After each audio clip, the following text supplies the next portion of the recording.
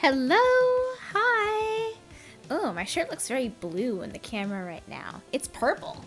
It's supposed to look purple, but I don't know. Camera's being weird today, I guess. I've had a lot of weird tech issues today, believe it or not.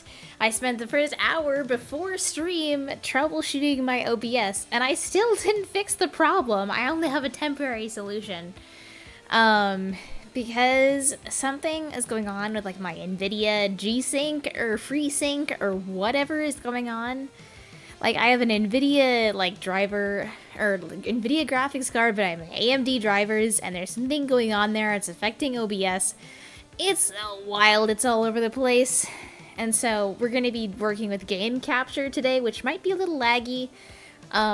If it gets really bad, I'll switch to like window capture or something, and we'll we'll deal with it. But yeah, it's whatever. But hi guys, it's been a while. I know I've been gone for a little bit. I've been busy. Okay, like I know I've missed you all. I've neglected the YouTube. Which by the way, welcome Justal, welcome Tara, welcome Mukiro, welcome everybody here. I know it has been a while. It's been a while, and it's because I've been busy. Like, school got crazy for a little bit, and then I started working on a musical, and then I had a convention last weekend that I went to, and just, like, all those things, like, stacked up, like, one week after another, and I got no time to edit anything. And also, I haven't really had anything I could stream right now, so that was also kind of off the table. So, we have a surprise stream today. Yay! Today, we're going to be doing something a little bit different than normal. We're doing a live account review, which, if this goes well, like, maybe this is something we'll do more of in the future. Maybe, you know, I'll get, like, a couple people for, you know, to do a whole stream of account reviews, and then we can knock out, you know, a bunch one out together. We'll take people from chat or something like that. So this is kind of a test run of something I could do more of in the future. So yeah, explain what Miku Day is. So Miku Day is March 9th, and it is March 9th because that is in the date is 3-9. And 39 is Miku's number because in Japanese, 39 sounds like Miku. And that's just kind of it. Like, it's just a funny little pun. The same way, like, March 10th is Mario Day because MAR 10 looks like Mario. You know, it's just a little, you know, funny holiday based on a pun. And also it's Miku's birthday, technically. Which, how old is she this year? 2025 minus 2009. She's 14 this year? 14 years of Miku? That's kind of crazy. She's in middle school now. They grow up so fast. Yeah. So, but back to the account review topic, of course. So, the person I chose for this was through a little giveaway that we did. One of the school assignments that I mentioned from when life got crazy earlier was a survey I had to do. I had to ask people about fashion and what people want to wear or what they would, you know, pay for like custom garments and things like that. You know, all just like business stuff. And I figured I have a great audience right here that I can ask. And I thought, you know, if I can incentivize you all to fill out the form, I could throw in a little free account review in there. So I thought that'd be a fun, you know, way to get people to fill out the form and also to try out this different style of concept here. So yeah. Oh, she's 17? Do I have my dates wrong? I do have my dates wrong, don't I? Because it's not 2009, is it? Hold on. I have to look up. When was Hatsune Miku created? When was Hatsune Miku created? 2007! Okay, you're right, Mukiro. She is... does that make her 17? Hold on. 25 minus 7. 25 minus 7. That's 18.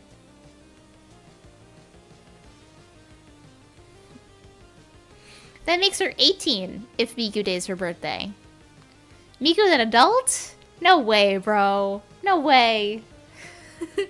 Again, they grow up so fast. She was out in August 2007. Yeah, I know like that's her release date, but people have like kind of assigned Miku Day as like her birthday.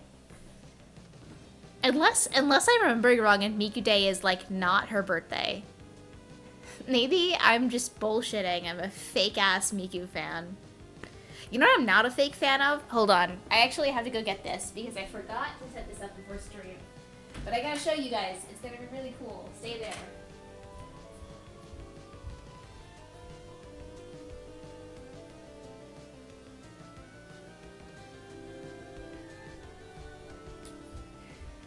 So I told y'all that I went to a convention over the weekend. I went to a convention. And you guys know me, and I got this shirt there, by the way. And you guys know me and my collection of voice actor prints. We have Eula, we have Scaramouche. Okay, so I have 2 more to add to the collection now. First, we have the lovely, incomparable Brittany Lauda signed a Chiori print for me. And she put a little quote down there for me. I am the cutting edge of fashion. She was so sweet to talk to. Oh my gosh, she was incredible. And then also someone who was incredible to talk to. So sweet, so kind. Anne Yatko, my Raiden Shogun. It's kind of hard to see her signature, but it's up there in the lighting. So now I have a matching print to put next to my Scaramouche print. They're both holographic. And they're both kind of a similar like character portrait style, so I want to frame those 2 together. I did also get a photo with Anne. I also got I did get a photo with Anne. So, yeah. And then I met one more voice actor. I did not get a print signed from him. Because I just didn't really like any of the prints he had, and also I just more wanted just to meet him and chat with him. So I did meet Alejandro Saab, also known as Sayu VTuber. And he was so fun to talk to. I was in my Yu-Gi-Oh cosplay on the day that I went to meet him, and of course he's a big Yu-Gi-Oh fan, so he loved the cosplay, and I just got to nerd out about Yu-Gi-Oh with him for like 15 minutes. It was great, like incomparable experience. Loved it. And I told him, like, you know, man, if there's ever a Yu-Gi-Oh reboot and they pick new voice actors, you are my choice for a Yu-Gi, okay? And he seemed so flattered by that, and listen, I had to tell him the truth. That was the truth for me. But yeah, he was epic to talk to. I also went to a panel with him, Keith, Chong-Li, Damon, who plays Linny, and Sean Shiplock, who plays D-Luke. He was honestly really funny. I hate to admit it, I laughed at a lot of his jokes. Sean, I don't like you, but fuck, you are funny sometimes. But yeah, so that was a really funny panel. It was just like a Q&A panel, so people just went up and just asked fucking questions. And a lot of them were Genshin questions, which is funny because Keith and Sean do not play Genshin at all. They have like a combined total of like maybe 1 hour playing the game. So they know nothing about the game aside from like the direction they've been given with their characters, which is hilarious. And like, you can tell Sean clearly knows a lot about D-Luke and a lot about Kaya, and no other characters. Oh, and Jean. He really loves Jean. I think he's a Jean-Luke shipper, honestly, the way he was talking. He knows about those 3 characters, and that's it. So, yeah. It was a fun weekend. T-Rose is now a D-Luke enjoyer. Don't put those words in my mouth. Don't speak that into existence. One day I'll get him to sign a Shingon and a Sino poster. I did actually get a signed print from him. I did buy one, but I didn't buy it for myself. I had a friend who couldn't go to the convention, and she really wanted a Shingon print. So I was like, all right, man, I'm just getting the selfie with him, and like it's cheaper if I get the bundle. So, so I bought them a print. I got it signed to her. And then I got my photo with him and got my chat with him, and that was fine with me. Hi, Crystal. Hello. I don't think he's a Jean simp. I just think he, like, likes Jean and D-Luke's dynamic together. Like, the way he talked about them, like, gave me the impression he gave a lot of thought into, like, their dynamic. Which makes sense, you know? Like, if you're not playing in the game and you're just acting in the game, like, you're gonna know the most about the dynamics with the characters you meet on screen. So, obviously, like, Jean and D-Luke had a lot of screen time together in the Archon Quest, and they have in past events and stuff. Anyways. Has anything changed with the VA situation with Genshin? So, for an update, for those of you that may or may not be following along with SAG, strike is still ongoing, but a lot of games are currently in like a limbo state because the games that care about their voice actors, which Genshin is thankfully one of them, are working on switching over contracts to a new studio. This new studio is not being struck because they are not, associating with AI or AI voices. So the strike is still ongoing, but some voice actors are returning to work because they are under new studios and a new contract that, is no longer striking. So it's a little complicated, but you will start to see more voice actors coming back into the game as more and more voice actors, renegotiate their contracts with the new studio. Which is good. It's not ideal. It would be nice to just get those protections. But Formosa is not going to budge on their AI stance. So it is unfortunately the path that has to be taken forward.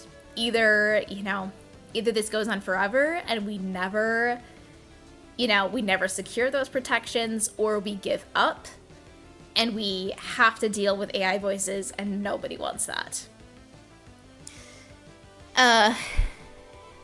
Yeah. So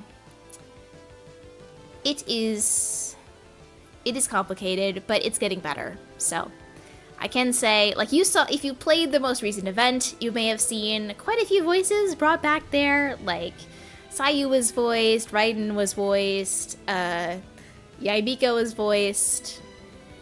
So, things are getting better. And, they're going to focus on the heavy hitters, the big, important, plot relevant people first. So, that's why, like, Raiden and Yaimiko, like, the main characters in the event, they're voiced, but, not other people were. So, patience. Patience is the key. In any kind of strike situation, you just gotta be patient. Because that's kind of the idea of a strike. It's kind of waiting things out. Yeah. You're playing the long game, and you have to hold out. And if you don't hold out, you're not going to get what you want. So, yeah, that's kind of it. When I go to a convention, I want to meet Alejandro, and hopefully Hayden will be there. Oh, Alejandro's partner. Yeah, they were not there, but there were a lot of Genshin voice actors at my convention this weekend. We had Alejandro, we had Anne, we had Brittany, we had Keith, we had Damon, we had Sean, we had, there was more. I'm forgetting. Yeah, just a lot. I mean, like, out of other, like, anime voice actors, too. It was a pretty big guest list this year. The biggest they've ever had at this convention. So it was pretty cool. And they had open autograph hall hours. So unless the voice actors were in a panel, they were there like the entire day, which honestly made it really easy to get an autograph. Like for Anne and Brittany, I didn't have to wait in line very long. For Alejandro, I had to wait in line for an hour and 15 minutes. But I think, you know, that was like the shortest I would have waited on any given day. But also part of that is because he likes talking to people. So like, you know, you're waiting in line longer, but you get to spend more time with him once you do get to meet him. He played in Japanese. Yeah, that's fair. I get it. Like, it's not as fun to have, you know, mute voices. And if you're not, like, watching a streamer, like, dub over it or something, like, I get it. It's not as fun. So I don't fault anybody that, like, wants to play in Japanese until most of the voices are back. But, you know, like, as a reminder to everyone, like, do not blame the voice actors, you know, like, it is not their fault. They're not trying to spite you, the player, or anything like that. They are just trying to get working protections for themselves and their livelihoods. So if you want to, you know, keep hearing them in other games and great things because you love them, you gotta support them through stuff like this. So, anyways, that's enough yapping from me, except I'm gonna go yap some more because we're about to get into an account review. So, let's take a look at Jules' account. How about that? And I am going to keep music going in the background here. Please let me know if the music is too loud, too quiet. I do think the Genshin music is too loud right now, but I will fix that.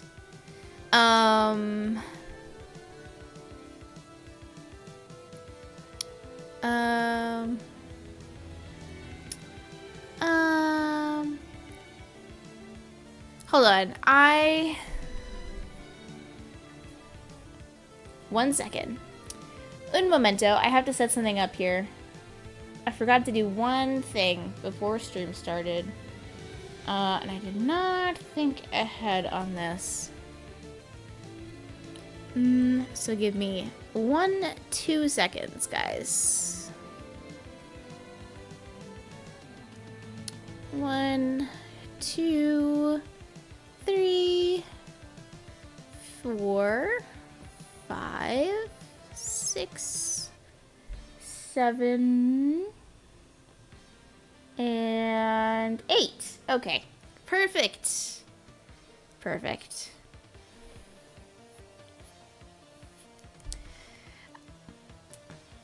I found out recently that apparently it is against TOS to stream on somebody else's account with the UID visible. So we have to hide it today. You know, not that I am, you know, necessarily worried about you guys, you know, spamming this person or anything like that. But I just have to do it for Genshin's policies.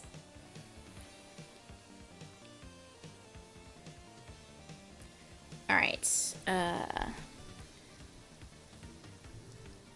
hold on. Let me set up my settings first.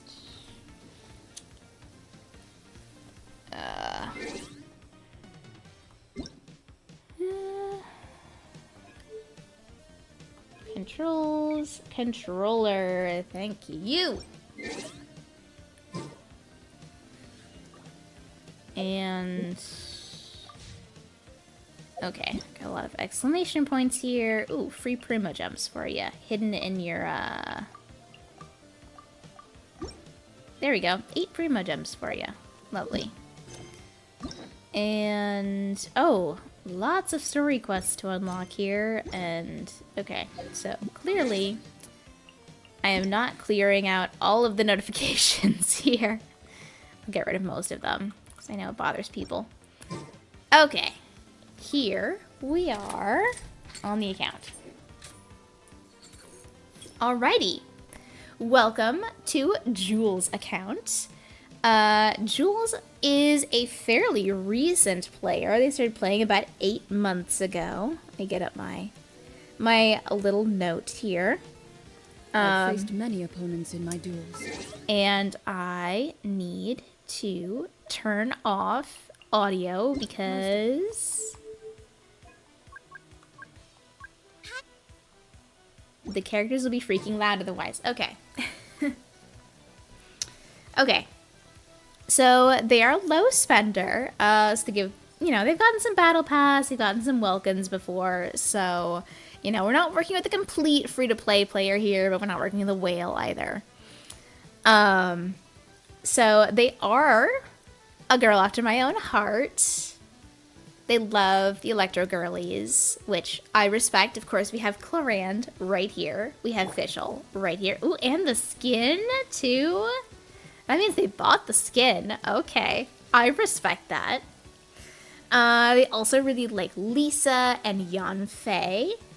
And they know that they do like Clorand, but they don't know if they're good at playing her. As far as some things they want to improve with the account, she says that she's gotten to floor 12-1 in the Abyss. Which, yep, we can see. Floor 12, chamber 1. Awesome. And they want to be able to be good enough to clear it one day and 36 star. So they want some advice on some Abyss teams, some strong teams they can make. So we can do that. So let's get out of the rain here because that's going to be annoying in the background. I'll go to Fontaine. And is our resin... Resin's not capped. Okay, good. Good sign. Alright, so first things first I'm seeing here. This is a pretty strong team we've already got on the right side here. Like, Clorand, Nahida, Fischl, Sucrose is, like, pretty much one of Clorand's, like, best to aggravate teams. So, let's see what other characters we're working with here. I noticed we have a pretty good variety of characters leveled up here. Okay, Clorand is our only... Oh, no. We have some other level 90s. Yeah, we have Kuki, Lisa, Kirara, Yanfei, Bennett. Okay, looks like we like the Archons here, because we've also got a Raiden and a Zhongli. And we have a Yelan, Tainari. We have an excellent selection of 5 stars here for being a pretty new account. Okay. This character selection is promising to me. Very promising. Okay.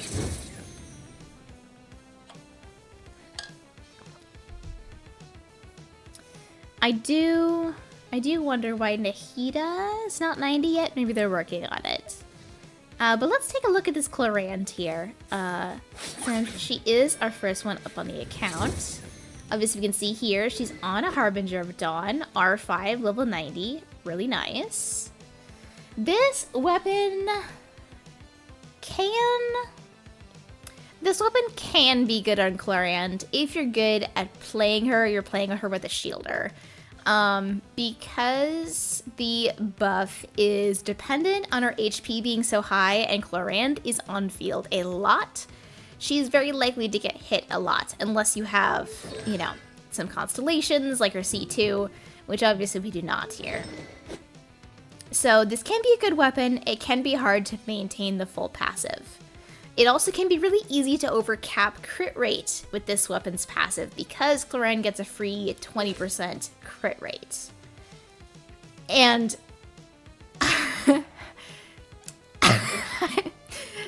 my point exactly. I've never seen a crit ratio like this before.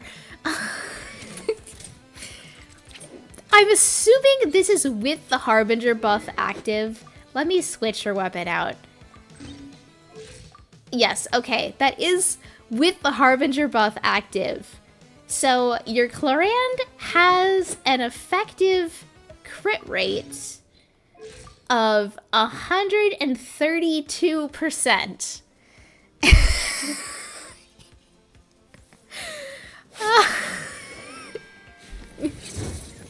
So I don't think we need to be on Harbinger. Okay. Because without Harbinger, you're at like 86% crit rate. So you're pretty close to 100% ratio with her passive active. Yeah, wow, okay. 1500 attack, 40 EM. Attack and EM both seem pretty low. Chlorine benefits from having a lot of attack on her. And of course, low base attack for the 3-star weapon is, not great. And she probably wants a little bit more EM, especially if you're going to be using her in Aggravate. Artifacts, Thundering Fury. Okay, solid choice for Aggravate teams. C0, of course. Talents, pretty good. We ignored the normal attack. Skill and burst are both leveled up. Skill could go, a little higher if you want to. Looks like you might be working on it here. Let's take a look at these artifacts then. Electro Goblet? Hey, not bad. Not the most impressive rolls in the world, but you got double crit. It's rolled into it. Yeah, rolled into crit rate twice, once into crit damage. So, pretty good piece. Pretty nice attack sands as well. Crit rate, crit damage with 40 EM on it. That's pretty nice. You could maybe switch to an EM sands if you want to, but with that having the EM on it, that makes it a valuable piece as well. Also, great feather with the double crit. Okay. Great flower, double crit, attack percent. Circlet, crit rate with hella crit damage on there. Wow! These are some really good pieces here. Like, damn. No wonder your crit ratio is so good. Yeah, honestly, yeah, there's some things to think about here, because you're on the crit rate circlet right now. If you switch to a crit damage circlet, which looks like you have one here, just doesn't have any crit rate. If you switch to a crit damage circlet, you could keep her on Harbinger, and then you wouldn't be overcapped. Actually, would you still be overcapped? You're getting rid of the 30%. No, you would still be way overcapped if you kept Harbinger. So there is a lot that could be changed here to make this more balanced. Like, I think with how good your rolls are, it'd be very easy for you to get to a near 100% crit ratio without Harbinger. In fact, what weapons do you have? Oh, you have a wolf fang. Oh. You have a wolf fang. This I would consider. I would consider this for her, especially it's level 20, so it looks like maybe you're not using it right now. This is something to consider. Then you can switch her to a crit damage circlet. You may still run into crit rate issues though. That's, Yeah, I don't think so. If we're swapping out the crit weapon for crits, yeah, for no crit rate circlet, I think you'd be fine. Otherwise, you have Black Sword here as well. This also, both of these actually would be good options. Black Sword might be better, actually. Now that I'm seeing you have it, Black Sword might be the better option. So then it'd be easier to work around this. Yeah.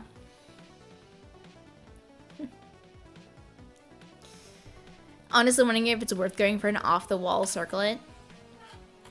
Attack or EM circlet if I want to keep using Harbinger. Possibly. I'm wondering, because the thing is, like, yeah, the thing is you need more attack. That's what this build is missing right now, is more attack. And the way you can get that is by upgrading the weapon to a 4-star, but then, you know, you just have to figure out which 4-star, like, you can build around the easiest. I think Black Sword would probably be the best bet, but otherwise the Fontaine Craftable is one of her best. Also, you have Calamity of Ishu here. You can run this on her for an attack percent weapon as long as you play her with, like, Kirara or someone. Which you do have Kirara here. And she is on Calamity right now. Which she's probably better off on something like a Fav or a Sacrificial here.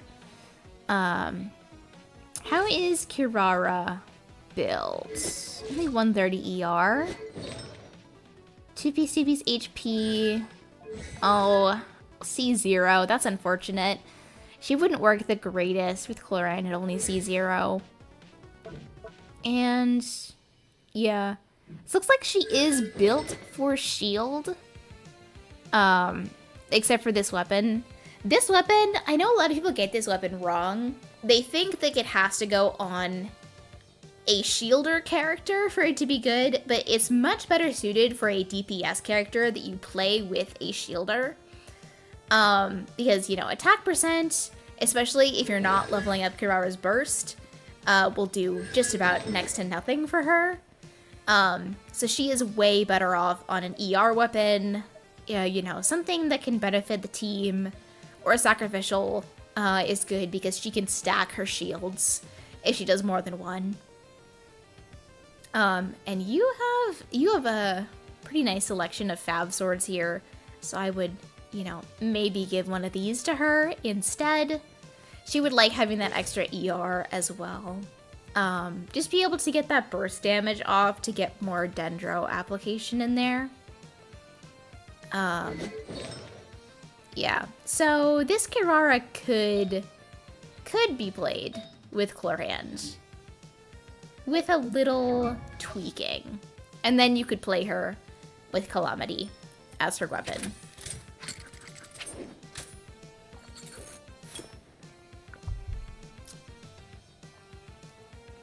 Yeah, the description of the weapon is a little confusing. I agree. So yeah, so most people don't realize that while characters are protected by a shield, it doesn't have to be a shield that they create. Like, it can be any person's shield. You know, it could be a co-op Zhongli shield for all I care, right? Thing about this weapon, though, is that this also gives more crit rate. So you could be overcapping once again if you use this weapon. So, I keep coming back to just using Black Sword. Like, you know, you have this weapon here. It's a pretty good weapon. It also helps her self-sustain more. She does regenerate her own HP, but the fact that when she crits, she heals herself is also really nice because Chlorhand is on field a lot, and she gets hit a lot. And she, you know, can sometimes be a hard character to keep alive if you're not paying attention to her health. So yeah, so you mentioned like you have some trouble like playing Chlorhand, and that is one thing to look out for, is watching her health, and learning the attack patterns. So when you go into her shooting stance here, the best way I've seen people do it is 1, 2, 3, dash. 1, 2, 3.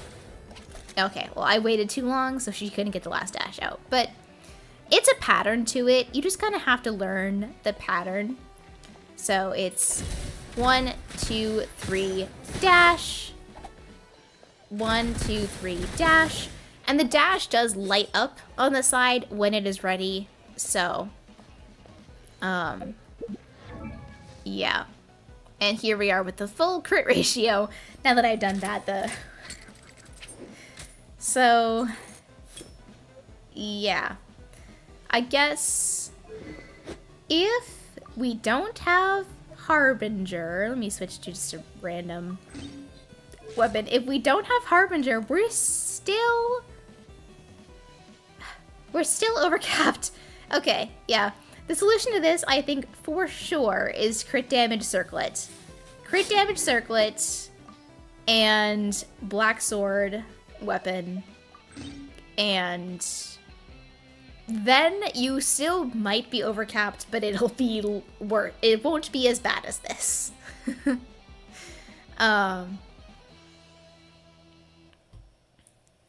Yeah, so it won't be as bad as this. Yeah. That being said, let's take a look at Nahida.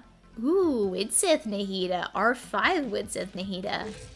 Okay, got a little bit of a DPS going on here. I see. 48, 137. Okay. And only 300 EM. Is this like a true, like, DPS Nahida?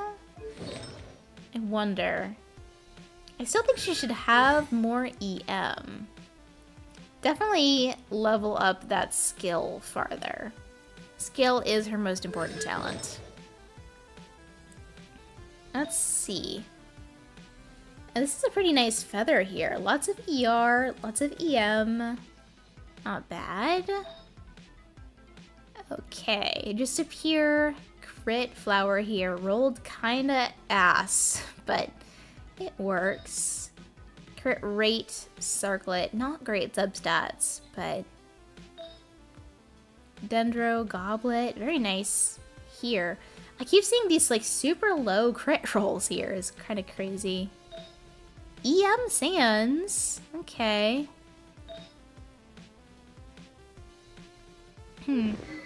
I guess it's just because you're on the Widsith, and that's why your EM is so low. Which, I mean, is fine if someone else in the team has high EM, which would be your Sucrose here. So she has 780 EM. Yeah, she's on Sac Frag, which is great. No constellations. Is she on triple EM? EM. Whew! Double crit ER, EM. Sans on Viridescent. Was this one crafted? If not, that's hella lucky. And... hold on, wait. Double crit ER, EM Sans. Double crit ER, EM Goblet. Both of these pieces are insane. Okay. Are these both crafted?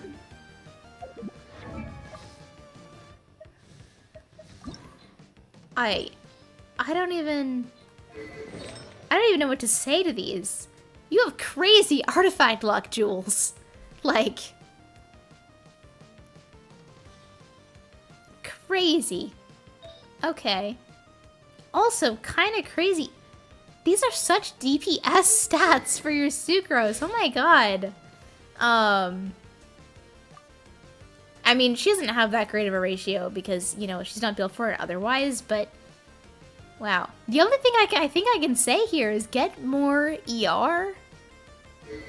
Like, some of these crit stats are great, don't get me wrong. I think we could use a little more ER in some of these pieces. Yeah, I guess we have a little bit on every piece, so...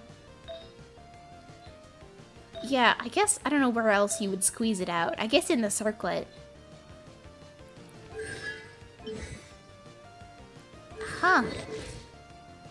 I don't know what to say to this build. It's so intriguing. Like, yeah, you have the EM, and you also have so many crit stats for some reason. Yeah, that's the only thing I can say here. Which, yeah, so your Nahida will still buff your team based on your teammate's highest EM. So, as long as you have someone else on the team that has super high EM, you can get away with keeping Nahida on the full DPS build. Which can be funny sometimes. It's funny to see Nahida do big numbers. So then, my girl Fischl, the fish, clearly you like her because you got her skin, and you were not playing when the summer event was going on. 2,000 attack, 100 EM, 56, 187. Nice ratio. She is on Skyward Harp. My girl, the 5-star weapon. 5-star weapon for my girl. Only the best. At level 90 as well. 4-piece golden troop. Ooh, C5. Dang. Save up for that C6 in the Star Glitter shop. Like, this is a good extra quality of life to have. A good extra damage. Oz is level 9. Looks like he's on the way to being crowned. Oh, and we have level 8 normal attack. Okay. I'm not sure why. Maybe we did some experimentation with some physical official at some point. I won't judge. Let's see. Oh! Oh! This feather! How is your artifact luck so good? And you've only been playing for 8 months? What are these? What? Okay, this one's only like okay, but still, with the attack and the EM, like, it's hardly bad. Oh my god! That electro goblet. Attack, EM, double crit. Oh. I'm so jealous of you right now, Jules. You have no idea. What the hell?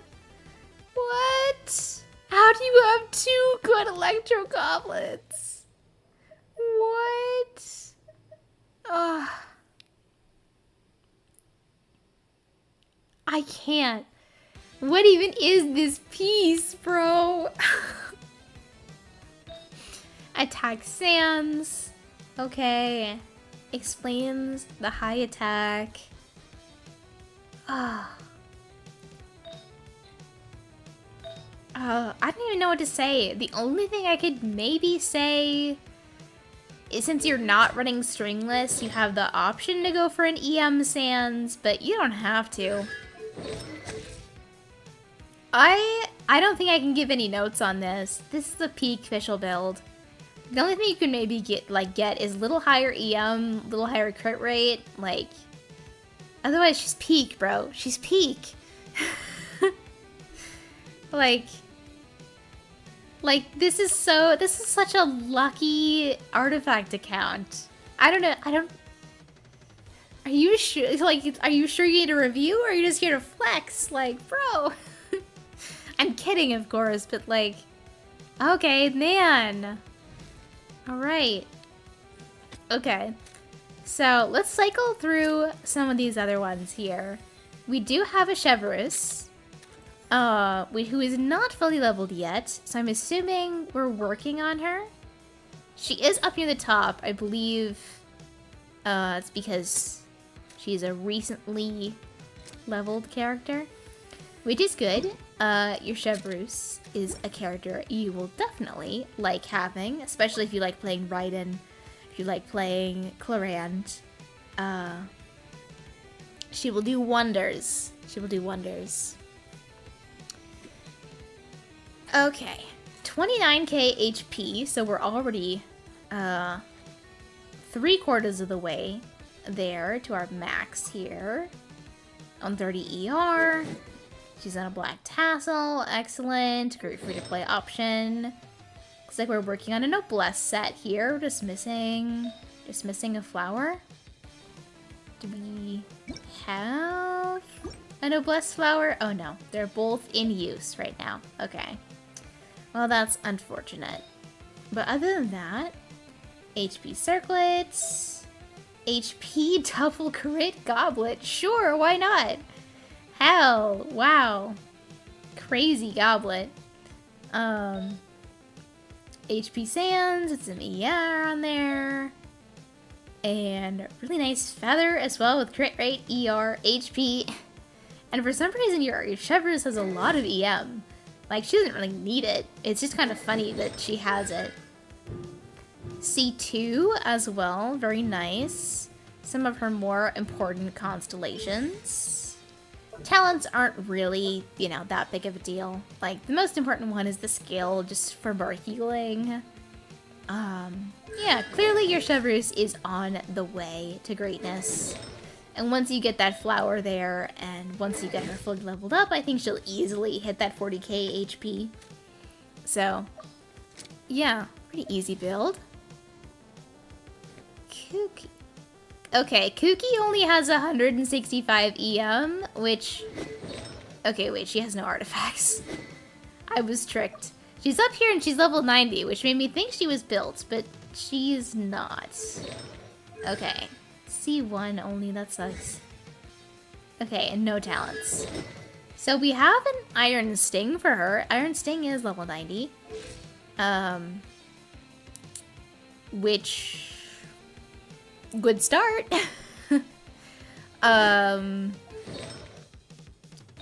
Let's see.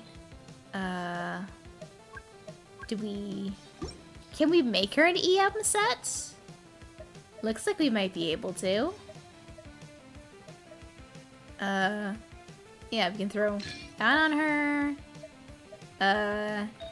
We can throw... What the hell? Why do you just have so many grit pieces? What is going on here? Okay, maybe we can't... What are these pieces, bro? What? Okay, maybe we can't make her a 2B set right now.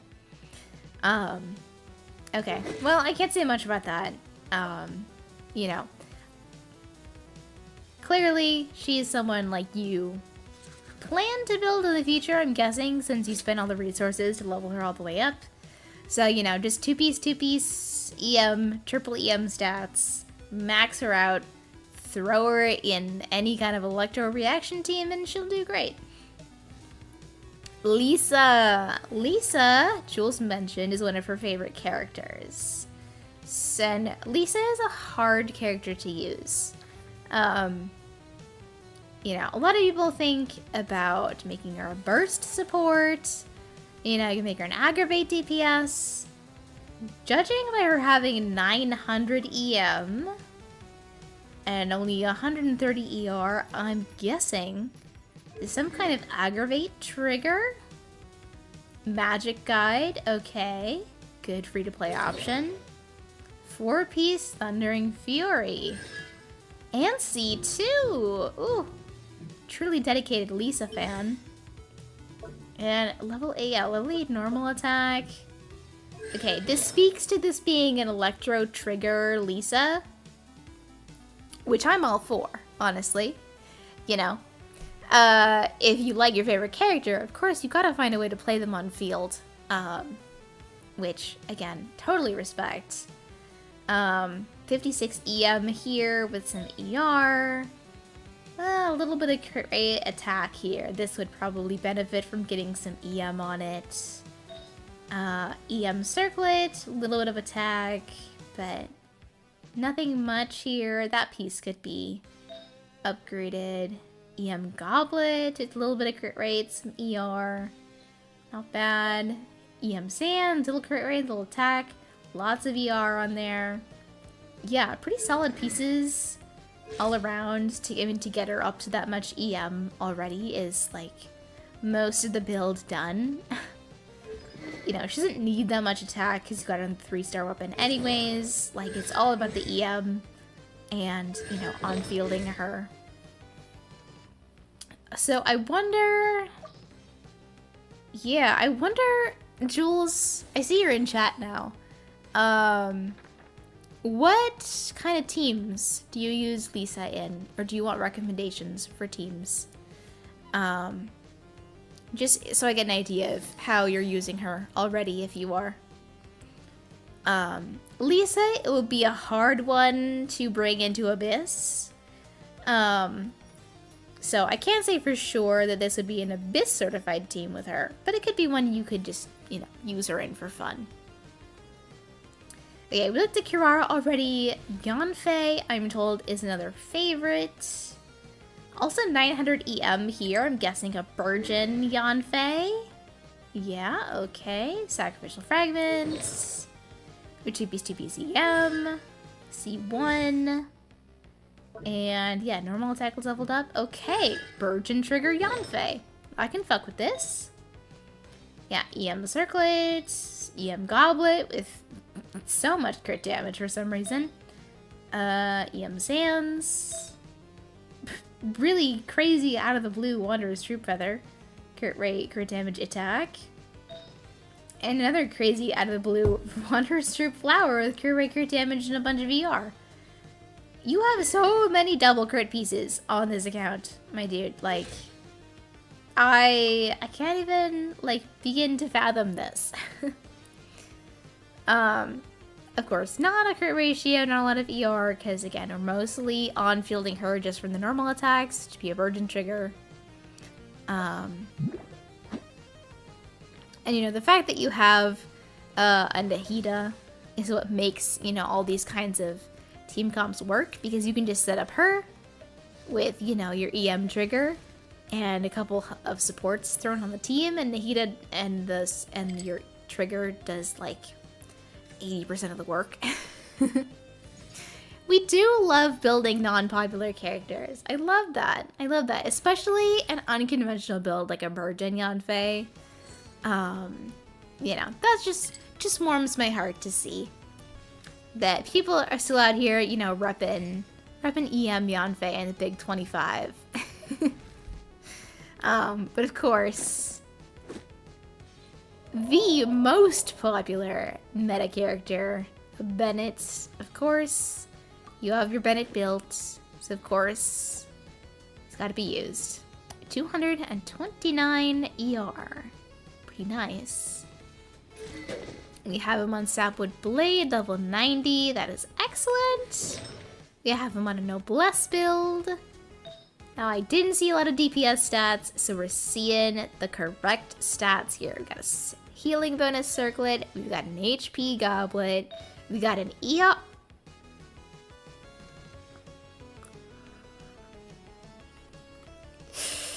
I'm okay. Just a crit rate, crit damage, EM, attack percent, ER Sands. Just something I've been wanting for years. I'm okay. I'm calm. Crazy peas, by the way.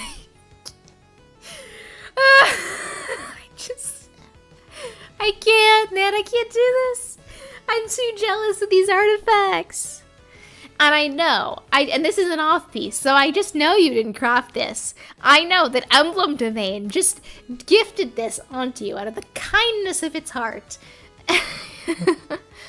Oh. The amount of resin I've spent in Emblem Domain, and I've never gotten anything close to this. Not on Emblem, not on Shimenawa's. Ah, you're a lucky duck. You're a lucky duck. And really nice feather here as well, the ER, double crit EM. Okay, man. Yeah. Only C2 as well. Okay. And okay, we're on our way. On our way to a level 10 burst. I mean, solid Bennett. What else can I say? Like, he's got correct stats, correct build. Like, he's got a really, really great ER Sands. So, if that's on your Bennett, what is on your Raiden? If that's your Bennett, what is your Raiden? I'm scared. Oh, an engulfing Raiden. Okay. I know you like your Electro girls, so I appreciate that you went for this for her. Okay. Level 90 engulfing. A 1900 attack. 57, 142, 282 ER. Chunky. Crit rate is a bit low, but you know, every Raiden build is gonna struggle with crit rate, so this is honestly like an extremely good crit ratio to have on her. Like, this is extremely hard to achieve something as nice as this. And yeah, you have engulfing, so like What even? C0. Okay. Crowned Burst. I think it's the first crown we've seen so far. Crown Burst and level 8. Hello. Okay. Yeah. Crown Burst, level 8 skill. You know, excellent. Excellent. Okay. Now the artifacts here.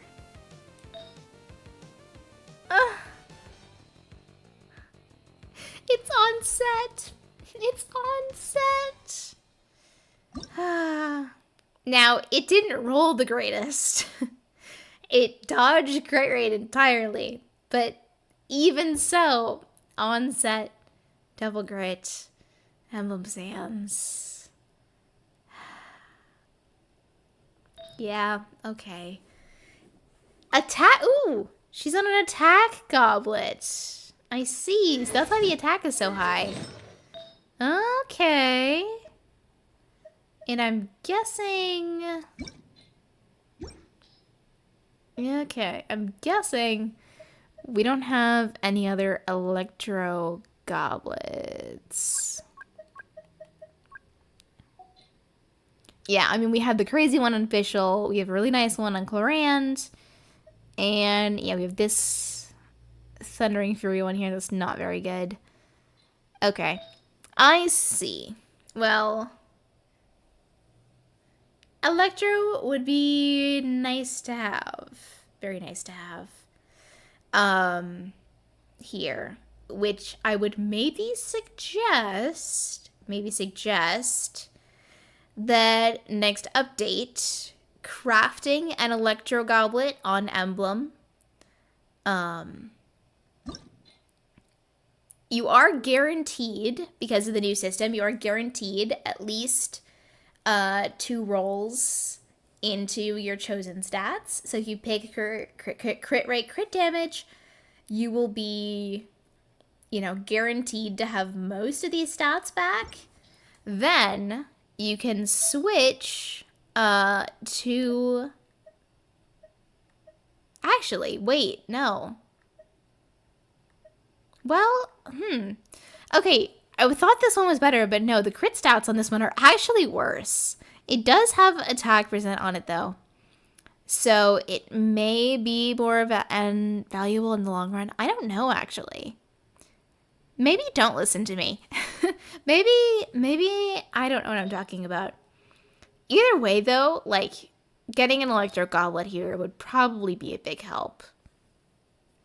Yeah, other than that, God, these stats are just making me cry. 21% crit damage with 12% ER on the crit rate circlet.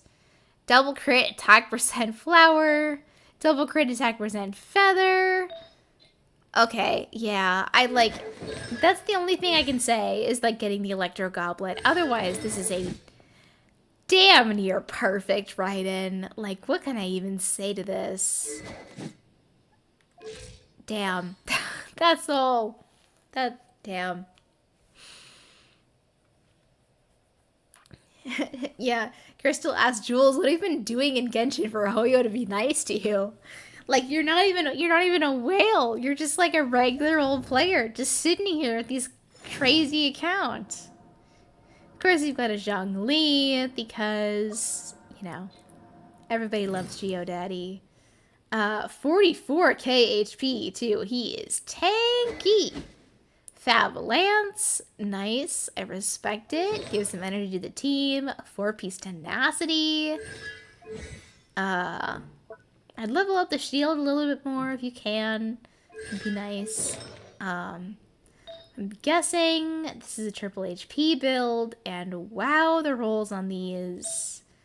Yep, HP, HP, HP, crazy HP, crazy HP. Wow, 18% HP on there. No wonder he is so tanky without even having an HP percent weapon. Yeah. I will say you have him on Fav, but he only has 14% crit rate. So you're not going to be getting much use out of that Fav. So it would be useful to maybe search for a little more crit rate. Obviously, one way to do that would be to swap to crit rate circlet. If you can get one that has some chunky HP rolls, would probably be easiest. But also, if you don't really need Fav that much in the teams you're using in him, if you don't need Fav that much in the teams you're using him in, I don't know what I was saying there, then maybe you could also swap to, where is it? Yeah, you can swap your weapons. It's Chevreuse. Chevreuse is also, Chevreuse also really likes having Fav, because she's often in teams with characters like Raiden and Zhongling who want a lot of particles, and she can help with that a lot. So it's something to consider. And you do also have 2 other Fav lances, so you could have a second R2 Fav to give to Chevreuse instead or something like that, if you're using her in like a Raiden team where she wants that energy. Because Chevreuse in a Raiden team also wants to be using her burst pretty frequently to be able to give Raiden the extra damage. Because, again, remember, Raiden likes having other characters in the team using their burst. You got all 7 midterms done? Hell yeah. I respect that. I got all mine done too, because I'm on spring break right now. Traveler, we got Dendro Traveler here, Fab Sword, Deepwood, C4, nice ER, and kind of a crit ratio too. Wow, this is a very solid Dendro Traveler build. I'm not going to spend too much time on her because she's Dendro Traveler. We do have a Yelan here. Yelan, who would like to consider getting to level 90. That would be ideal for her. Yeah, Yelan and Nahida and Sucrose, all characters that you want a 90. And Chevreuse as well. I mean, Fischl, honestly, too, can benefit from it. But anyways, Yelan. 32,000 HP, even without being level 90. It's pretty good. 70, 102. We are missing a lot of crit damage here. Really nice ER though, but I wonder what happened to our crit damage. So, got a Fav Bow, R4, level 90. Very nice. Excellent. 4-piece emblem. No constellations. You know, we got our levels on our burst. That's good. Alright, let's see what's going on with these artifacts then. Crit rate circlet. Got some nice HP, nice ER, nice crit damage on there. Very balanced stats on that. HP goblet, double crit. Okay. HP sands with some ER. Little crit rate. Okay, no crit damage on here. So we could find one with crit damage maybe.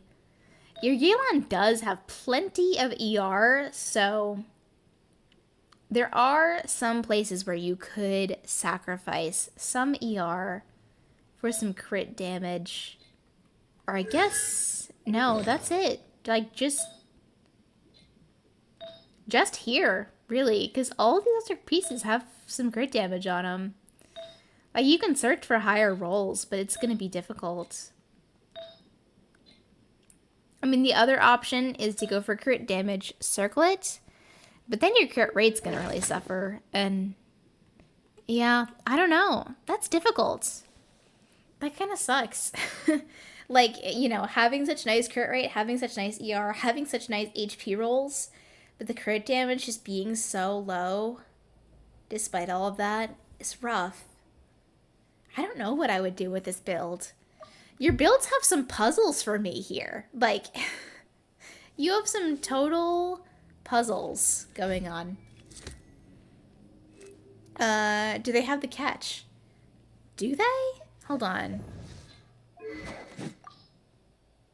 They do not. Jules has never fished up a single catch. I mean, to be fair, They have engulfing lightning and a skyward spine, and they've had 4 Fab Lances plus the event weapon. So it seems like they haven't really needed a catch yet. Like, obviously it would be nice to have for characters like Xiangling, or characters like, I guess Chevreuse even can use it. Rosaria maybe. But she's on Deathmatch, so like, you know, if you got Deathmatch, like, who cares? Yeah. I wonder what Rosaria is doing here. DPS, looks like it. 57, 131, 195 ER. Deathmatch, of course. 2-piece Noblesse, 2-piece Emblem. Excellent, I love a 2-piece build. C2, Talent's Burst could use some leveling up. Okay, yeah. Support Rosaria here. I'm not really sure who for. We don't really seem to have a freeze DPS or a melt DPS anywhere here. So I'm wondering if it's some kind of fridge team. With Nahida. I don't rightly know. I can't really... Yeah, I can't really see a place where Rosaria slots anywhere here. Even though I love seeing her build. We do also have a Xingqiu. Of course. Glad to see him build. He's on the Sack Sword. R4. Awesome. 212 ER. Crit ratio is a little rough. He can use some more crit damage. Wild. Hydro Goblet. On Golden Troop, by the way. Like, this... the attack percent makes it not a Farina piece. But that Hydro Goblet... Man. So at 20, 22, 32, 36 CV with 15% attack is crazy. Attack percent Sans as well. That nice ER with an attack Sans. Really crazy. 20% ER on the Feather with a little crit rate. Yeah, ER here. Okay, the rest of the rules on this flower are a little rough. That could be improved. This circlet is very meh. This could be improved here. Okay. I see some places where you could get some more crit stats to balance out the build. I will never get over this goblet, though. Wow. Oh, wow. Toma has no artifacts. Okay, I won't bother him then. Xiangling. Xiangling has Skyward Spine, of course, as we saw. Crit rate is a bit low. 215 ER though. Very nice. 170 EM as well. 1400 attack. Crimson Witch. Crimson Witch. Xiangling. Well, maybe I stand corrected. Maybe you do have a melt DPS for Rosaria. Like, what? Okay. So this is a main DPS, Xiangling. Only C1 is rough.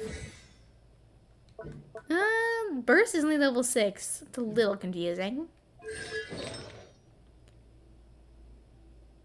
What? I can't tell if this is just like, if this is like intentional or you ran out of emblem. I don't know what is going on here, honestly. ER Sans. Okay. Kind of a wild feather with all those stats. Stats are kind of crazy all over the place here. Crit damage. Okay, I see where the crit ratio is coming from. We have a crit damage circlet, but not a lot of crit rolls other places. Pyro Goblet. I'm so confused here. I mean, my initial thought is to say put her on emblem. Which, honestly, most of these pieces are not that crazy, so you could afford to switch out this build. Like, the best piece here is... Yeah, definitely the feather is the best piece here. Yeah. Huh. Yeah, I don't know what to say. If she's meant to be, like, on-field DPSing, then more power to you, I guess. But if you want a support Xiangling that is going to work for your Raiden, or other overload teams, such as, you know, Clorian or whatnot, put her on Emblem. Yeah, okay. And I'm guessing Tighnari here is not built.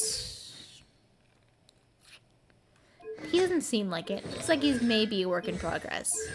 He is C1 though, which is kind of cool. Okay. So I think we've gone through most of the relevant characters here in the list. We do have quite a few down here that are at level 70. I'm assuming maybe for theater, or, you know, just because, you know, not a whole lot here I would point out to build. Maybe Lanyan. Lanyan is either a solid shield option for your Clorand. You could put her in place of Sucrose if you wanted to. If you wanted to build her full EM, you could. And then you could use your Clorand on the Calamity Sword. She does have a Fav Codex. Which is hella nice. Anyone else here? Yeah, really no one else down here that I would say you have to build right now. Like, you have a pretty good selection of characters up here to work from. Some pretty good teams you can build already. Now, as far as team suggestions, is Mona built? I doubt it, but I'll take a look.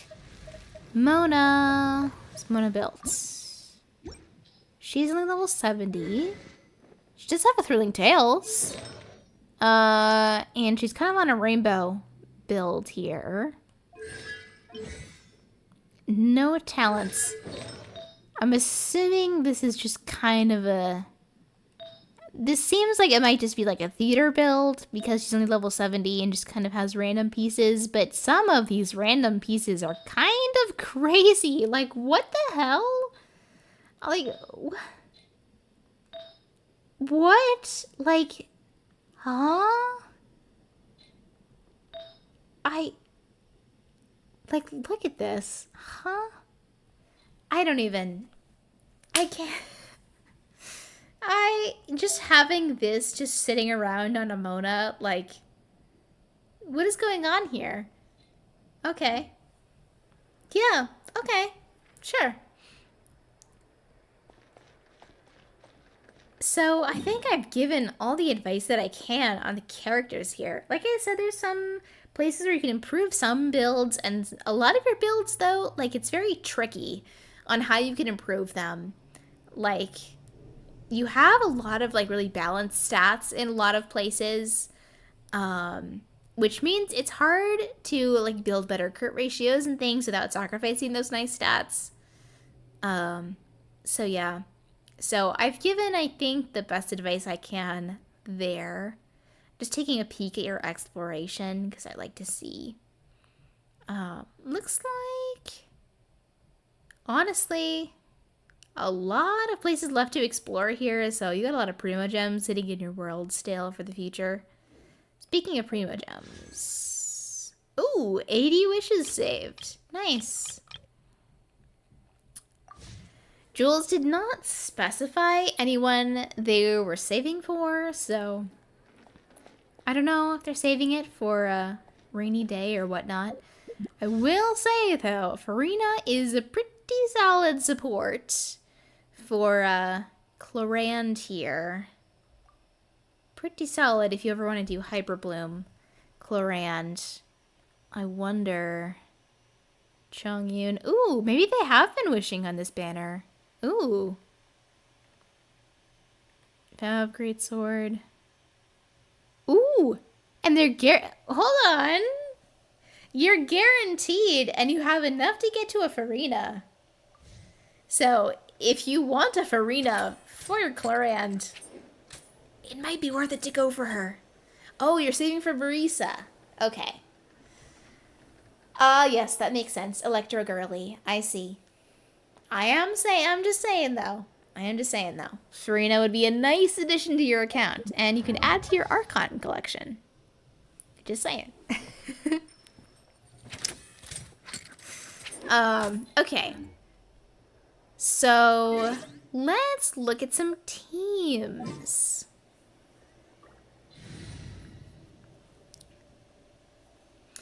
Ooh, we have a lot of teams set up here. Nice. I do want Farina, but must have Arisa. I understand. I get it. Okay. So we have our Clorant Aggravate team here. This team is very solid. I've already, said a couple ways that you could change up this team. If you need a shielder, you can swap out Sucrose for Lanyan. Or Kirara if you get her built. But she's not really the greatest option to add to a team before she's C4. Just because her Dendro application is kind of eh. So it's way better to have the VV support in there. Hyperbloom here. Okay, very solid Hyperbloom team. Kuki, Nahida, Saincho, Kirara. Like, it's a classic. Very classic. Adventure team. I love that. Hyperbloom 3. Okay, yeah, some variations with Yelan, your Dendro Traveler, Mona Lisa. It's funny. Raiden National, of course, a staple. Excellent. Clorin Chev. I don't know that I would put Toma in this team. Yeah, I don't think he's the best option here. I think this is a Bennett or Xiangling angle here. Yeah. You don't technically need Bennett in the team because Chevreuse does her attack buff, and also because it's kind of hard to keep Clorand in his circle because she's moving around a lot. Yeah, so I don't think Toma is the right choice. Obviously, like, his shield can be nice, but Overload is really not where he shines. Like, his main use is as a burden support, but you've already got your burden support right here, so. Unless you really like him, I wouldn't use him here. Lisa Hyperbloom, okay, yeah, solid choices here. Obviously, Nahida Singcho with any electro trigger is gonna be solid. I will say, hold on, with this team here, you have Hyperbloom, but currently no one here has the EM required. Like, you'd need to build your Kuki full EM if you want this team to work. Like, your Kuki needs to have really high EM, since your Nahida does not. Raiden Chev. Okay, yeah. This is the more standard Raiden Overload team setup here. But like I said, you can still have Fischl in this kind of a team setup just because Bennett is not necessarily needed. Wait, no, I'm getting confused. It was the Clorand Overload here. Okay. That makes more sense. No, okay, yeah. Fischl works with Clorand better than Raiden. Particularly because Raiden, again, wants her teammates to be using their bursts. Which all of these characters will do consistently. So, yeah. So, it's better to have a Bennett in the Raiden team. Burgeon, yeah, solid here. Like I said, Nahida Singcho with any trigger works. Lisa and friends. I like that. So, Lisa Aggravate, works perfectly fine. I will say you might have trouble with a full EM Lisa in an aggravate setup. She'll probably shine the most in Hyper Bloom. It may be worth it to consider a DPS build for your Lisa if you want to use her more. Just because with the full EM build, her team options are more limited.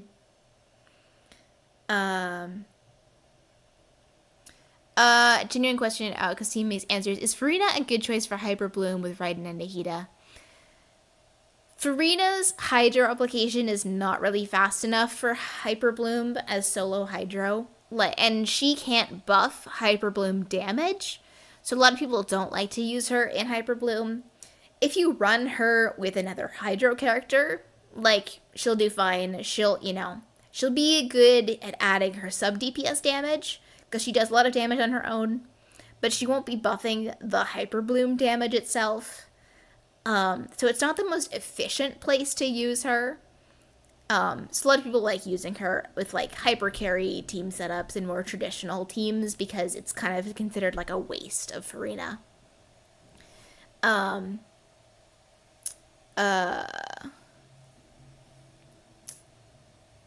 Cookie is sharing with Lisa. Oh, okay. That makes sense. That makes more sense. Okay, I get it. And she's just with Clorant, too. Okay, yeah, that makes more sense to me. Knowing that you have these characters that are leveled up but have no artifacts. Okay. Now that I have that in my head, it makes things make sense more. Okay. Electrocharge right in here, it seems like. This team would really benefit from Auroron. He's like the Electrocharge support, right? And then you can benefit from the scroll buff, which I heard there's gonna be a free Auroron next update. Oh, who said that? Anyways. Yeah, I don't like Auroron, but I can't deny he's pretty decent for Electrocharge teams like this. I don't know what this one is. I'm gonna ignore it. Physical, maybe? I don't know. Yeah, their Hyper Bloom option here. Yeah. You have a lot of...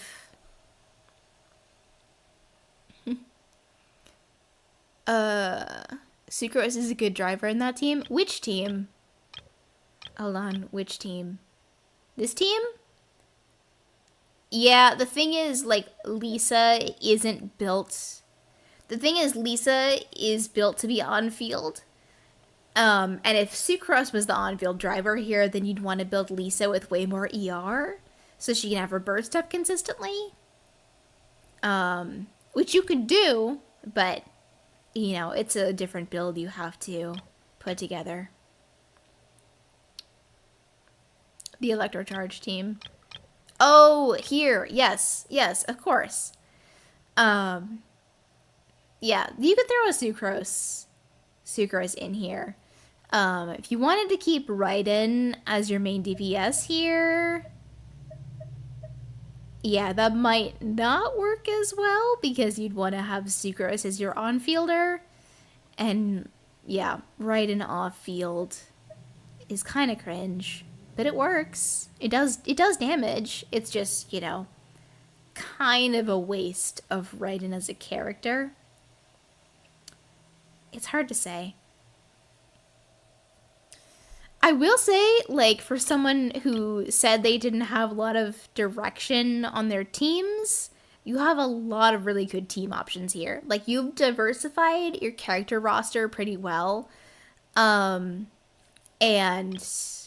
you know, you have a lot of options, a lot of teams, a lot of different ways you can configure all the characters you've invested into. So you have a really, really solid roster of characters to choose from. I will say one problem I notice is, and I suffer from this as well because I get it. We love the electro characters, right? We love pretty purple sparkles on our screens. I get it. However, Abyss likes having elemental diversification, at least between each side. So usually, you know, it's geared towards different, elemental teams on each side, or each side requires a certain element. So the problem is almost all of your main teams here have electro as your main, like, DPS element. So, you have a lot of great electro teams, but they're probably not going to be able to take on Abyss at the same time. Like, you can run your, Claran to aggravate team one side, you can run your Raiden National team the other side, or Raiden Overload. And one of those sides is probably going to struggle because both sides are probably not going to be built for electro. So if there's anything I would suggest to you, it would be to consider diversifying your DPSs. I landed on Titanari here, but he's also not a good option here because he also requires electro.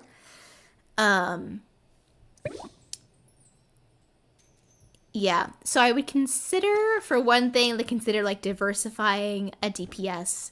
You like a Pyro DPS or Cryo, Hydro, something on the other, kind of spectrum of elements.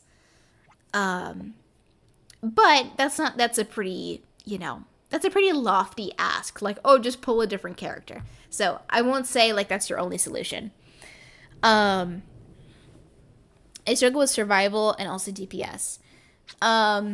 So survivability is something that okay. So, like, for example, with Clarand, she is a character that does not want a healer on the team most of the time, right? Clarand is a character that self-sustains, so she relies on you as the player to keep her alive while you're playing her. So there's two ways you can improve with that. Learning how to play her better or playing her with a shield. And I have given some suggestions already for how to play her with a shield. Like I said, Kirara, or I said Lanyan are some options here. It's unfortunate your Lanyan is not C2, because C2 would be broken for your Clarand, but it's, it happens. So playing with her with a shield is an option. But the other thing is just kind of like learning how to play her. Learning to watch your HP, and dash when you need to. Because when you dash, that's when you get the heal. Because it consumes your bond of life that you get from, shooting your guns. Yeah.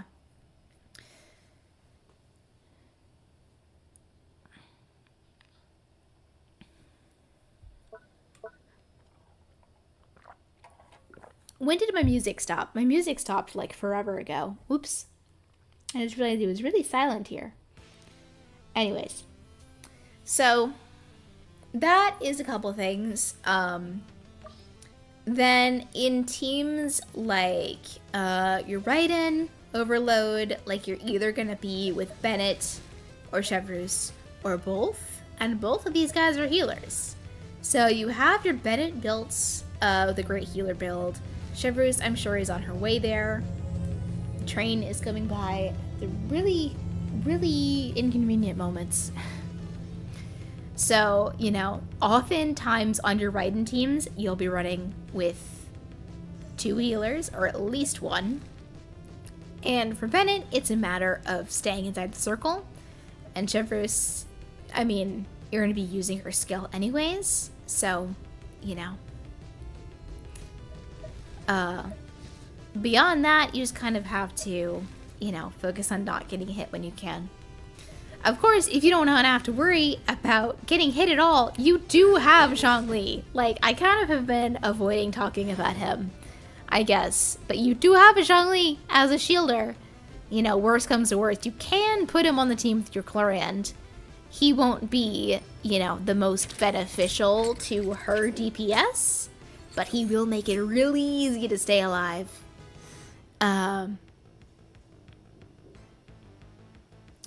Yeah, that's what I figured the blue thing was. I knew that was a new thing. I wasn't sure exactly what it was, but yeah. But yeah, you do have a Zhongli. He's not the most beneficial for DPS in most teams. Mostly because he doesn't add a whole lot, especially when he's built just to be tanky. But he does make it very easy to survive. So if that is something you are struggling with, you can default to him.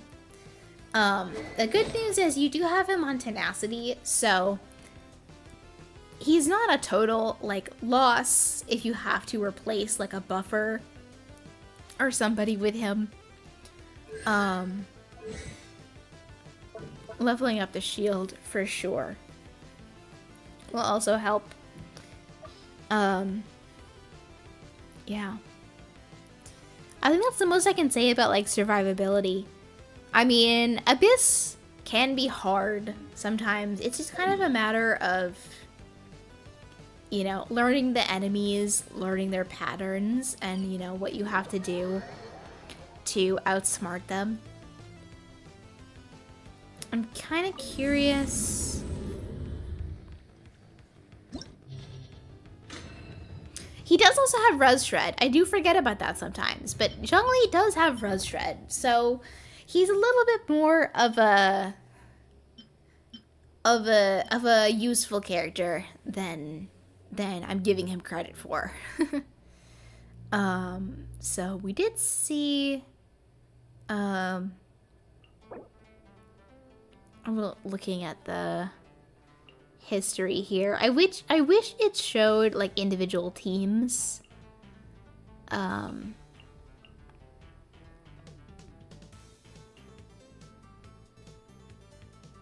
Yeah, I wonder.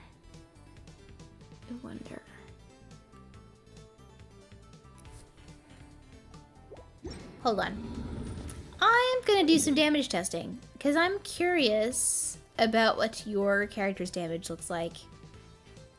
And I'm hoping you have Masanori unlocked, because he's the easiest.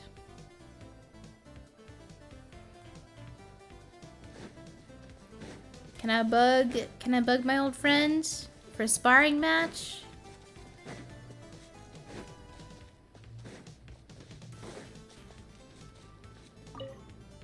Yes, we can. Okay. Alright, start on Nahida, official, yeah, okay. Let's see. Let me try my blade. I'm ready.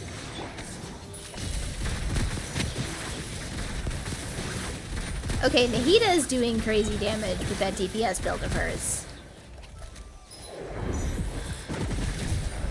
Okay, yeah. Your Chlorand?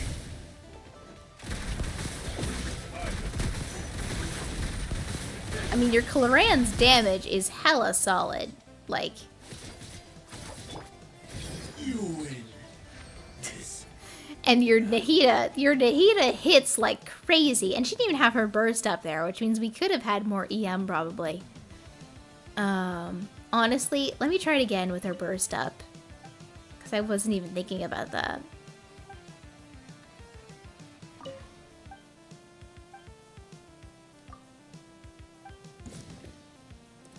Let's see.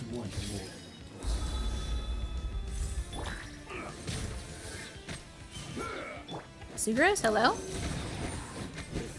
Hold on, I am working on Asia server ping here. Okay, stop blocking me. Yeah, like 16k on a strike.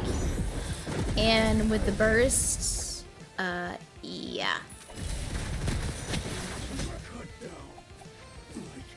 Whoa, what achievement did I just get? Huh? Oh, defeat Masanori with ease. Okay. I guess that counts as with ease. So, I mean, I definitely don't see a DPS problem here. Sometimes the trick of this is you just gotta get really good at playing your characters as tightly and as quickly as possible. Nahida's on Witsith. Yeah, she is. Clorinda's hitting odd numbers. Odd numbers? You think she's being odd? Well, the fact that she has like 130 functional crit rate is something. I don't know if you were here for that earlier. Her HP is low right now, but when we heal her up, she does have 132% functional crit rate. And compared to that, like, her crit damage is very low. Like, 180 is honestly pretty low for a Clorand build. Oh, good numbers. Okay, good. Okay. I want to try a Raiden. Classical Raiden team next. Yeah. And do we have our bursts? Okay, no we don't. Can I bug somebody quickly to get my bursts up? It's okay.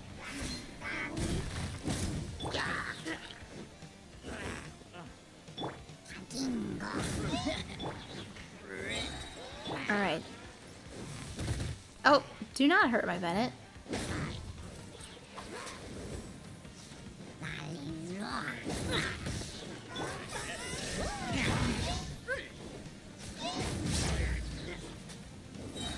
Okay. Before I get sniped from the sky there. Let's try this. I don't know what this order is here. This order's gonna trip me up, but we'll try it. It's Raiden, Shove, Bennett, Xiangling, back to Raiden.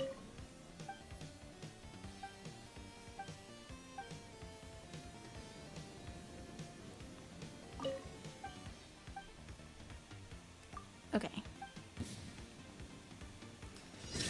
Raiden.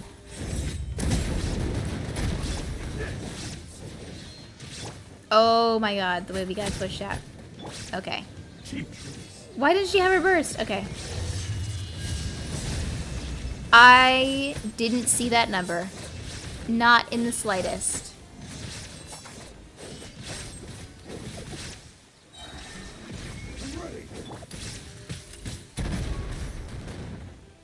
Where the hell did you shoot that, girl? What the hell was that? Okay, I think we need to try that over again. Because I didn't see that number. Unless someone in chat saw it, but... It was kind of scuffed because Raiden didn't have her burst up right away. It's like, what the heck was that about?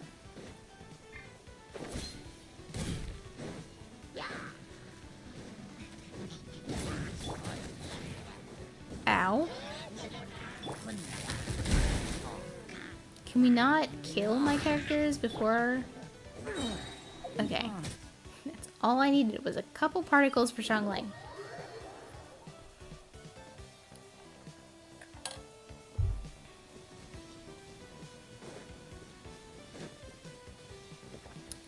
Oh, non-crit? Oh, yeah. I mean, her crit rate is... I mean, it's good for a Raiden. Let's say that much. Also, why is Xiangling almost dead? Okay, I hope she doesn't die here. That'd be embarrassing. Okay, try this again.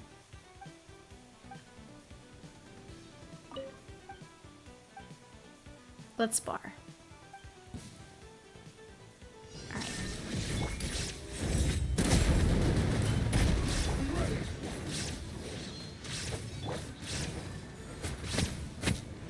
Alright. Alright. And... he blocked it! Fuck you!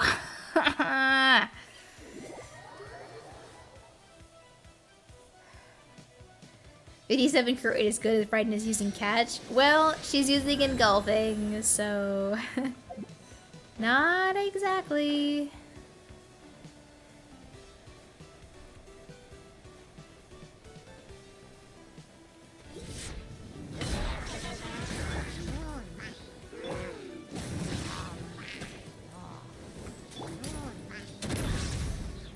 Okay, I'm just trying to get our energy here.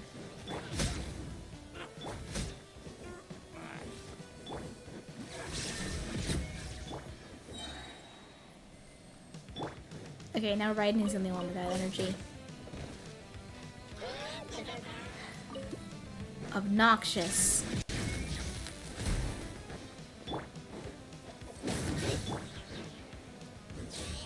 Okay, good enough.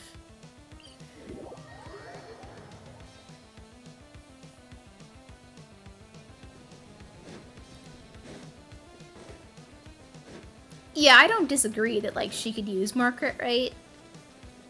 But I also am, like, doing it with the concession that Raiden is very difficult to build crit on because she does not have a crit rate weapon, and she does not have a crit rate assumption.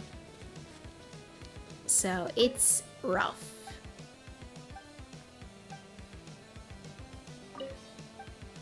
Okay, let us spar. Again, do not block my shit this time.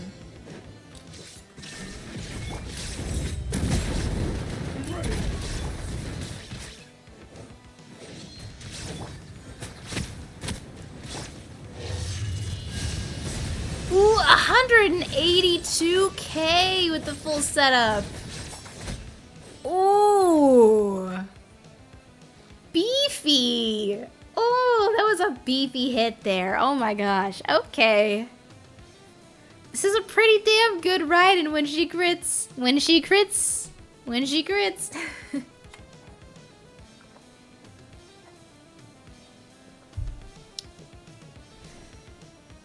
I hear big numbers, yeah. Welcome to Waj. Ugh, stretching. Sorry. Hello, can I ask you a question? Arlecchino, Yelan, Raiden, and Nahida, is that a good team?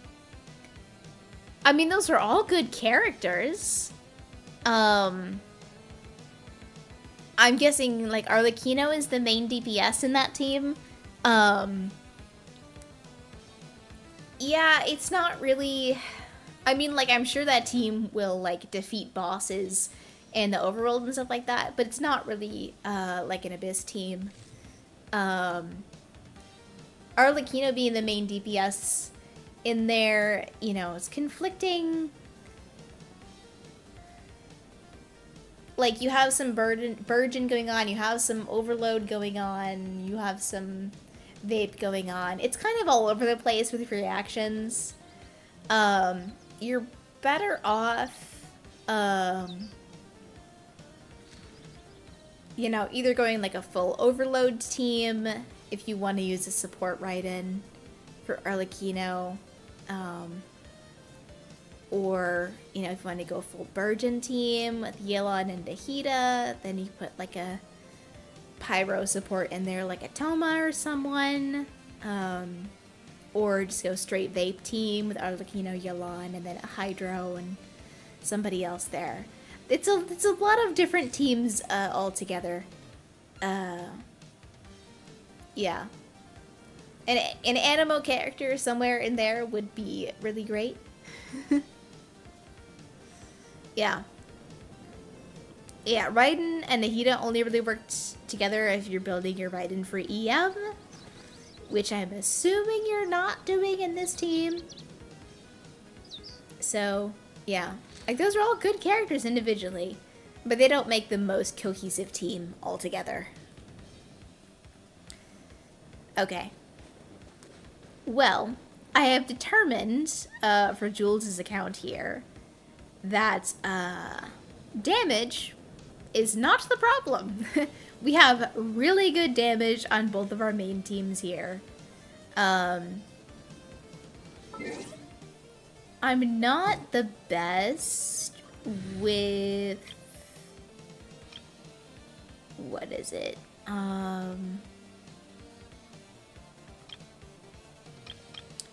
Which team did I want to try? I do kind of want to try a Lisa team. Just to see what she does.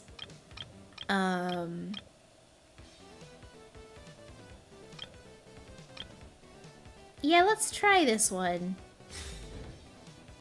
I am curious.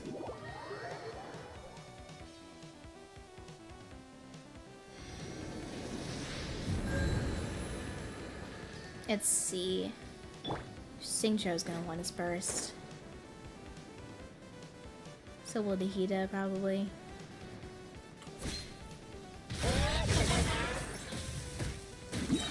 Here we go. Okay. Nahida. Oh, she missed.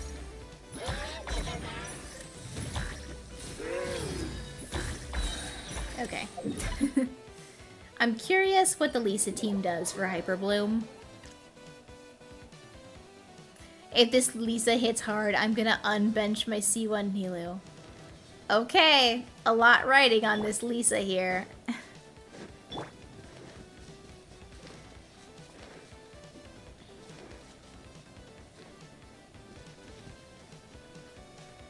Have to go full screen for this one. So don't okay, guys, I have to preface this. We're not gonna get like Raiden or Cloran's numbers here. This is a Hyper Bloom team. This is all about like lots of damage over time. Okay, so you know, we're not gonna be seeing 182k here, but I do want to see what the Lisa has in store. Just because it is intriguing to me.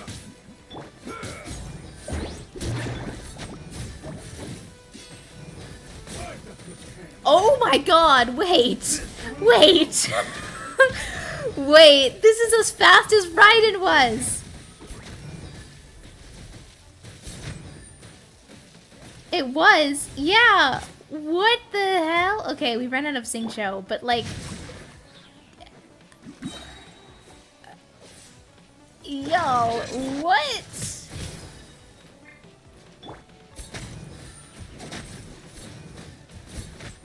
Okay. Crazy. Kinda crazy. I need to do that again just to like get an eye on the numbers. I wasn't expecting the numbers to be that large, so I wasn't really paying attention, but like, damn, maybe I should have been. Okay, fine, I'm unbenching Nilu. Yeah, I think you gotta eat your words there, bruh.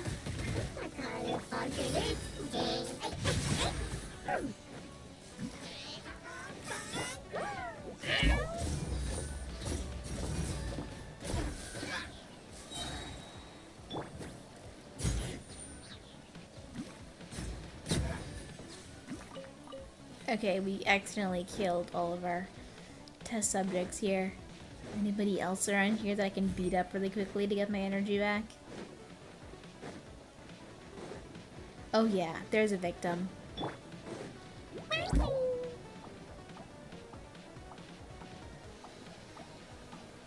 Come here, bitch.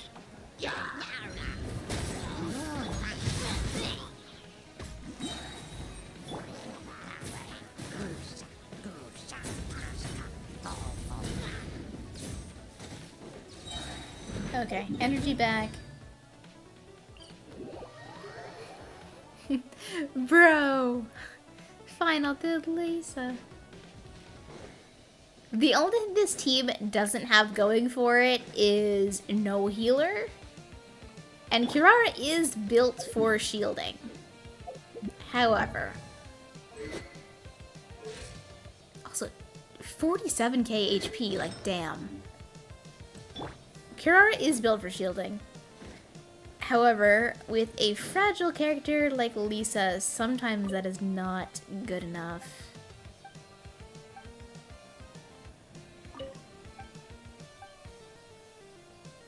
In a team like this, honestly, I was gonna say Prototype, Amber, Nahida might be useful for some extra survivability, but I don't know. Because she's built for the DPS, so she really benefits from that with Sith.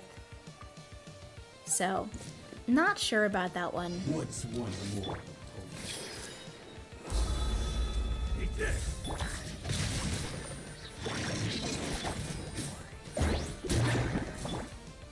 That won't work. Hello?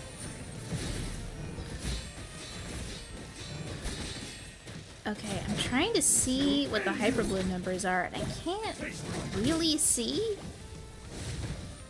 Oh, Lisa just died. That's rip. I can't actually tell what the hyperbloom numbers are. I think it's too many. Too many at once for me to really get a good handle on it. Dodge Master build. Yeah. Like, I love Kirara, don't get me wrong. I think her shield is ultimately kinda weak for what she does. I think she has better benefits for the team. If she, you know, could be an instructor holder, or, you know, a 4-piece tenacity holder for the buff there. You know, or as energy, you know, for Fab for the team or something like that. You know, I do like Kirara, but I think purely as a shielder, she does not shine very well. I think she does better if you sub-DPS her a little bit, especially after she's C4. She does extra Dendro application, and also her burst can do some really big damage, and also can buff your team. At C6? Yeah, C6. 12% elemental damage bonus is not negligible. Something... Yeah, but again, those are all constellation things. It's unfortunate. She's kind of a constellation-reliant character if you want her to do anything other than shield. Is Nahida... Nahida's on Deepwood. Yeah. Which is why I didn't suggest Kirara on Deepwood. Even though she definitely could be. Yeah, if you wanted to go even more DPS with Nahida, you could put her on Gilded, put your Kirara on Deepwood. Yeah. While we're testing the funny teams, I guess I really want to see what Yanfei does now. Yeah, same team, but with Yanfei instead of Lisa. I am curious.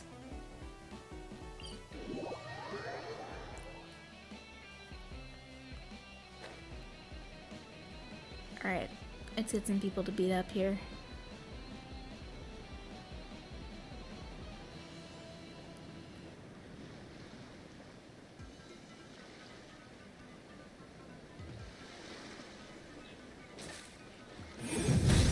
Ow. I knew that was gonna happen.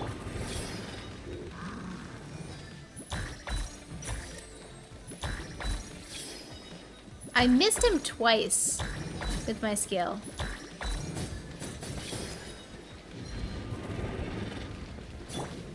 Okay, not poggers.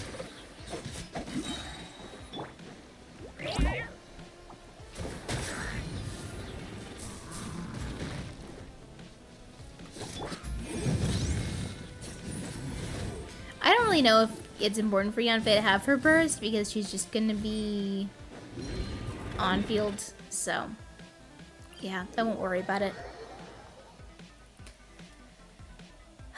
Lord knows I know how to play Yanfei now because of how long and how much I had to use her when I was doing Kev's account.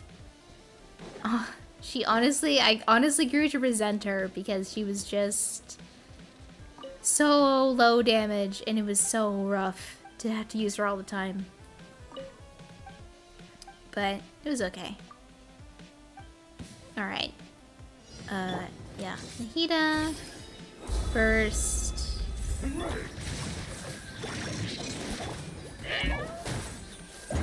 First, and then...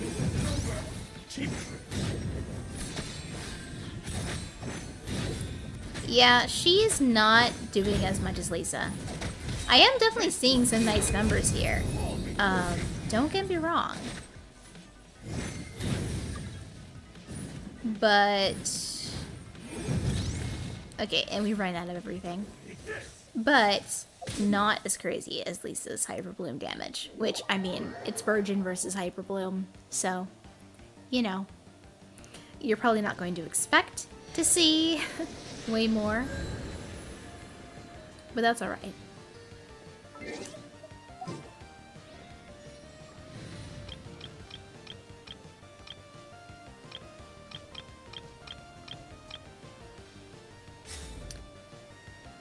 Nameless Zhongli. Yeah, I don't know what that was. I think that might have been the actual Zhongli trying to join my world.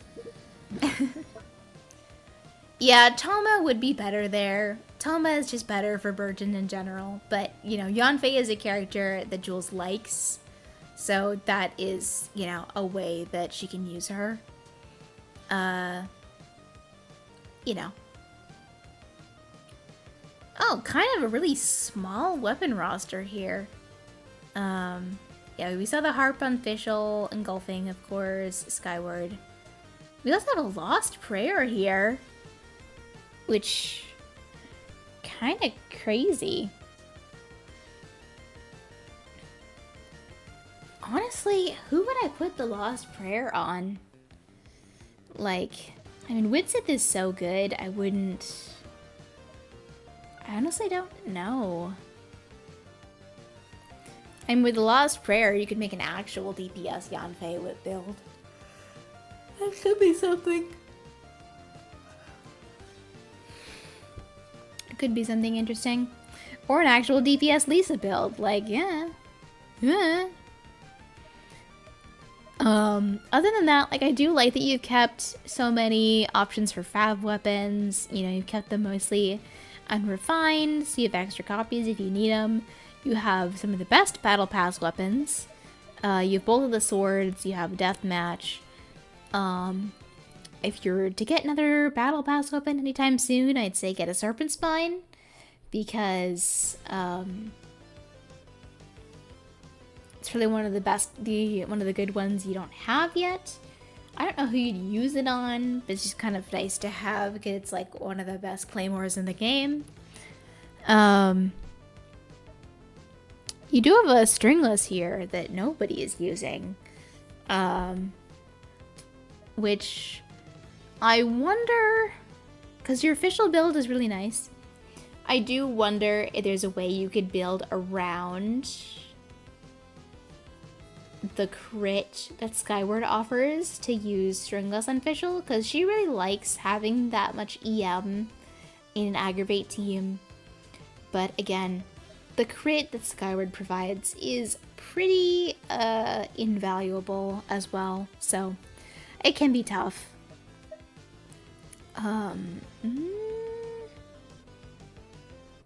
Yeah, I don't really know what else to say about your weapons here. Like, you've done a really good job also of, like, refining and keeping your 3 stars. You have a magic guide, you have a black tassel, you have your harbinger, you have your thrilling tails, you have your slingshot.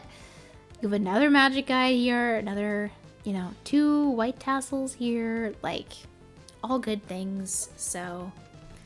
And we've already talked about the quality of your artifacts. Looks like maybe you've strongboxed recently because all the ones you have right now are locked. But you have a really good variety of artifacts, good variety of sets. Clearly you've been farming in all the right domains, and they've been treating you well because you have had some really nice pieces out of it. Yeah. 9. Also kind of broke on Mora too. Rip. Yeah, I don't really know what else I can say about the account here. I think overall, you've got a really solid, healthy account here. And most of the improvements and suggestions I can give you are things that are kind of difficult to improve. So, I mean, I give you B+, like, I don't grade accounts, like, that would be dumb, but, like, this is a seriously solid account, all things considered. Like, the biggest thing I think I can say is, like, finding a way to diversify your DPS options would probably be, like, one of your biggest things for, you know, 36 starring Abyss. And then just, like, learning to play your characters, you know, tighter. The thing about Abyss is it's all about time, and if you can't, like, play your characters, like, frame perfect, you'll be struggling under time, and that's just the unfortunate thing. You know, I get it. I struggle with it a lot too because I have severe delayed reaction times. You know, my hand-eye coordination is not the best, so, you know, if you're struggling with things like that too, like, I get it. And survivability, like, you know, like I said, you do have the cheat code here all the time, so if you need to use him, don't be afraid to. You have built him. So if you're struggling with getting hit, Zhongli is an option to look into. I love seeing a large amount of Genshin items because it means the person has seen a lot more of it than I've seen, which means they know lots. I mean, I can definitely tell, like, Jules, you know your stuff here. Like, you're not, you know, completely in the dark. You have correct builds, you have good artifact choices and good weapon choices. You know, you've spent your primo gems wisely on good characters. You know, you've built all your staples, your Bennett, your Xiangling, your Chevreuse, your Xingqiu, your Fischl, Sucrose, you know. Like, yeah. I mean, I think, you know, from our Discord messages, you seemed like you were maybe a little nervous about your account, but I'm gotta tell you, don't be, man. Like, you should be kind of proud of what you've got here. You know, be more confident in what you have here. Be proud of it. Chi-Chi being leveled warms my heart. Yeah, I do wonder what Chi-Chi is doing here. She has a fab sword. It's nice. And she's C1. Hey, she's C1. That means she gets energy particles. That's huge. I assume she's not being used though. Yeah. So that's all I really have to say for you, Jules. Like, keep loving your electro women. You know, good luck on Varisa pulls. I mean, you have guaranteed, so it's not like you need much luck there. But hey, you know, get a double or something.